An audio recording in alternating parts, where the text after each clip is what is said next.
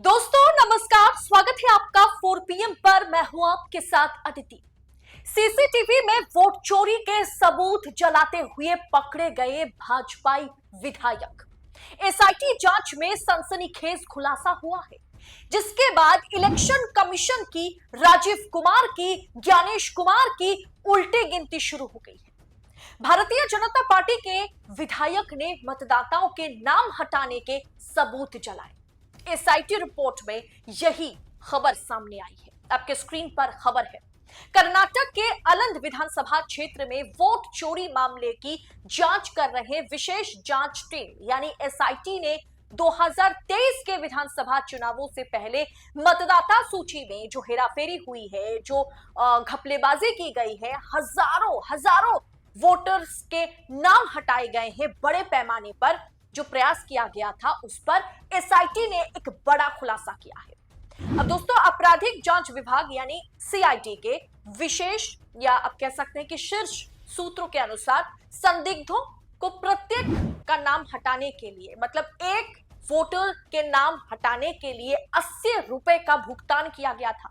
इस खबर के बारे में मैंने पहले ही आपको बताया था कि एक नाम हटाने के लिए 80 रुपए का खर्च किया गया था और ऐसे 6,994 नाम यानी करीब करीब 7,000 मतदाताओं का नाम मतदाता सूची से हटाया गया था, जिसके चलते करीब करीब 4 लाख का खर्चा हुआ था। अब दोस्तों, इनमें एक नया ट्विस्ट आ गया है। एसआईटी ने अपने जांच में एक ऐसा खुलासा किया है कि सुनेंगे तो आप भी दंग रह जाएंगे। अब इसमें सीसीटीवी फुटेज, सबूत जलाना, बीजेपी विधायक की एंट्री, सब कुछ आपको मैं बताऊंगी। पहले अब खबर को अच्छे से समझ लीजिए। दोस्तों, लगभग 6,000 वैध मतदाता थे, जिनके अधिकांश उसमें से दलित थे, अल्पसंख्यक यानी मुसलमान थे, क्रिश्चियंस थे, जिनके नाम हटा दिए गए थे, जिनके बारे में माना जाता है कि वो कांग्रेस के समर्थक थे। अब ये तो बहुत ही प्लानिंग के तहत, बहुत ही मतलब खुराफाती दिमाग लगा करके भाजपा और चुनाव आयोग करते हुए नजर आ रहे थे। अब एसआईटी ने कुलबर्गी स्थित एक डेटा सेंटर से जुड़े कम से कम 6 प्रमुख सस्पिशियस पर्सन की पहचान की है कि जिन्होंने इस तरीके से इस पूरे घटनाक्रम को अंजाम दिया है, जिन्होंने कथित तौर पर डेटा डिलीट करने के लिए voice over internet protocol system का इस्तेमाल किया था। यह भी एक संदेह वाली बात है कि आरोपियों ने इस प्रक्रिया को आसान बनाने के लिए, यानी ये जो voice over internet protocol system है ना, इस पूरे के पूरे प्रोसेस को आसान बनाने के लिए करीब करीब 4 लाख रुपए का, 3-4 लाख रुपए का और खर्चा किया था। मतलब एक नाम वोटर डिलीट करने के लिए 80 रुपए लिए गए थे। अब उस हिसाब से आप कह सकते हैं कि 56, मतलब 5,60,000 रुपए इसके पीछे खर्च किया गया था। एक व्यक्ति के लिए अगर 80 रुपए लिया गया तो करीब करीब 6,994 व्यक्ति के लिए, 7,000 व्यक्तियों के लिए जिनका नाम हटाया गया था, इसके लिए करीब करीब 5.5 लाख रुपए का खर्चा किया गया। अब इस voice over internet protocol system का इस्तेमाल करने के लिए 4 लाख और खर्च किए गए थे। अब जांचकर्ताओं यानी जो एसआईटी के इन्वेस्टिगेटर्स हैं, उनके मुताबिक उनका कहना है कि पूर्व भाजपा विधायक सुभाष गुट्टेदार के बेटे हर्षनंद एस गुट्टेदार के लिए काम करने वाले एक डेटा एंट्री ऑपरेटर को 6,000 से ज्यादा मतदाताओं के नाम हटाने का निर्देश दिया गया था। अब खबर ये निकल के आ रही है कि एक सीसीटीवी फुटेज मिला है। उस सीसीटीवी फुटेज में ये पाया गया कि विधायक जी के घर पर, उनके आसपास कई ऐसे वोटर कार्ड्स मिले, जले हुए वोटर कार्ड्स में। इनमें से केवल 24 मतदाता ही, मतलब ये जो 6,000 की पूरी सूची है, 6,994 की जो सूची है, उसमें महज 24 मतदाता ही नकली या मृत पाए गए थे, जबकि बाकी सब असली मतदाता थे जिनको हटाया गया। अब दोस्तों, सुभाष गुट्टेदार, उनके बेटे हर्षनंद गुट्टेदार, संतोष और उनके चार्टर्ड अकाउंटेंट से जुड़े ठिकानों पर छापेमारी की गई थी। एसआईटी ने छापेमारी की और इस छापेमारी के दौरान एसआईटी को गुट्टेदार के घर के पास जले हुए मतदाता रिकॉर्ड मिले। अब उन्होंने सीसीटीवी फुटेज मुहैया कराने के लिए विधायक जी को, पूर्व विधायक जी से कह दिया है गुट्टेदार को कि आप सीसीटीवी मुहैया कराइए। और सीसीटीवी में ये पाया गया कि दिवाली के दिन सफाई के दौरान कई लोगों ने मिल करके वो रिकॉर्ड जलाए थे, यानी जो वो सारे डेटा है, वोटर आई कार्ड्स थे, कई ऐसे रिकॉर्ड जलाए थे। अब वो जब पूछताछ की गई है तब ये बताया गया कि हाउसकीपिंग स्टाफ ने दिवाली के साफ सफाई के दौरान इसे जला दिया है। ये एक बहुत ही नॉर्मल जो हर घर में होता है सफाई के दौरान, बस इतना ही है, इससे ज्यादा कुछ नहीं। लेकिन एसआईटी को ये लगता है कि ये वो डेटा है, वो रिकॉर्ड है, वो आई कार्ड है, वोटर आई कार्ड है, जिनका नाम सूची से हटाने के लिए इतने बड़े कांड को अंजाम दिया गया है। अब कर्नाटक पुलिस की एक विशेष जांच टीम को 2027 के विधानसभा चुनावों से पहले अलंग सीट पर मतदाता सूची से नाम हटाने के प्रयास की जांच के तहत पहले ही काम पर लगा दिया गया है। और इसमें जो सबसे हैरान करने वाली अपडेट आई है, जो सबसे हैरान करने वाली खबर निकल के आई है, वो ये सीसीटीवी फुटेज है। अब खबर पर देख पा रहे होंगे, द इंडियन एक्सप्रेस की एक्सक्लूसिव रिपोर्ट के मुताबिक सीसीटीवी फुटेज में कथित तौर पर गुत्तेदार के सहयोगियों द्वारा दस्तावेजों को नष्ट करने का प्रयास दिखाया गया है।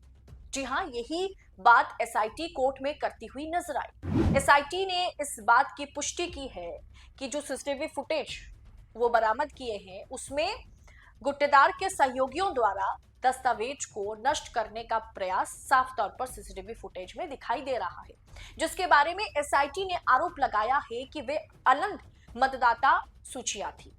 अब दोस्तों, जाहिर सी बात है, ये कोई छोटी मोटी बात तो नहीं है, बहुत बड़ी बात है।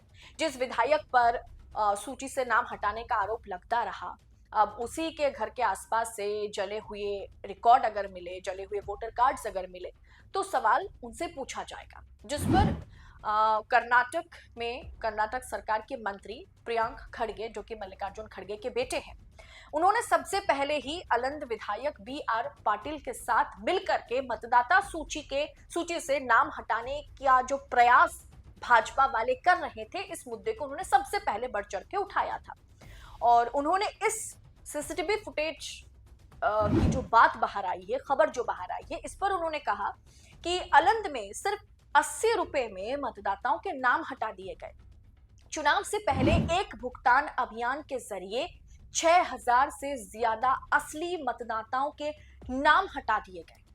उन्होंने यह भी कहा है कि इस तरीके से नाम हटाना, और कह सकते हैं कि ये चुनावी प्रक्रिया हो या फिर देश की लोकतंत्र हो, सब कुछ के खिलाफ है।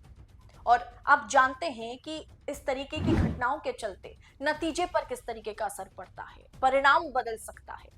और उन्होंने ये भी कहा कि एसआईटी की अंतिम रिपोर्ट का हमें इंतजार है, वही रिपोर्ट आने के बाद पता चल जाएगा कि क्या कुछ हुआ है।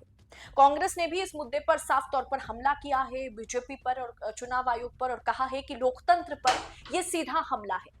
और उन्होंने ट्विटर पर यह बयान भी दिया कि पार्टी ने आरोप लगाया है कि 6018 मतदाताओं के नाम हटाने के लिए करीब करीब 4,80,000 रुपए की फर्जी अर्जी डाली गई थी और करीब करीब 5.5 लाख रुपए खर्च किए गए हैं। अब दोस्तों, जाहिर सी बात है, इसे भाजपा की वोट चोर गद्दी छोड़ वाली जो रणनीति राहुल गांधी ने अपनाया है, उसके लिए एक आप कह सकते हैं कि जो राहुल गांधी कह रहे थे वही एसआईटी रिपोर्ट में धीरे धीरे वही बात सामने आने लगी है। अब दोस्तों, सोचने वाली बात यह भी है, जाहिर सी बात है, सोचिए कि कर्नाटक में कांग्रेस की सरकार है, इसीलिए जांच हुई, इसीलिए एसआईटी हो, सीआईडी हो, तमाम जांच एजेंसियों ने मतलब जो स्टेट गवर्नमेंट के अंडर जो जांच एजेंसियां हैं वो जांच करती हुई नजर आई और इस तरीके की सनसनीखेज खुलासे सामने आ रहे हैं। लेकिन भारतीय जनता पार्टी जहां पर जिस प्रदेश में सरकार बना रखी है, वहां चुनाव के दौरान क्या कुछ होता होगा, वहां सत्ता पलट क्या संभव है अगर इस तरीके से वोटर लिस्ट से नाम गायब कर दिए जाए। यानी बात ईवीएम मशीन की नहीं है जो विपक्ष करता रहा, बात इस पर है कि सारा का सारा खेल वोटर लिस्ट का था। फिलहाल दोस्तों, इस पूरे विषय पर आपकी राय क्या है? सीसीटीवी फुटेज में जलाते हुए रिकॉर्ड मिलना, इसके सबूत एसआईटी के हाथ लगे और अब देखना दिलचस्प होगा कि एसआईटी अपनी क्लोजर रिपोर्ट में क्या सबमिट करती है। इस पूरे विषय पर आपकी राय हमें बताइएगा। बिहार चुनाव से ठीक पहले ये खबर सामने आना क्या दिल दहला देने वाली खबर ये नहीं है? लोकतंत्र पर प्रहार नहीं है? आप अपनी राय कमेंट बॉक्स में हमारे साथ साझा कीजिएगा और ऐसी तमाम खबरों को यूं ही पाने के लिए 4 PM न्यूज नेटवर्क के साथ बने रहें। मुझे दीजिए इजाजत। बहुत बहुत शुक्रिया आप सभी का। जय हिंद, जय भारत।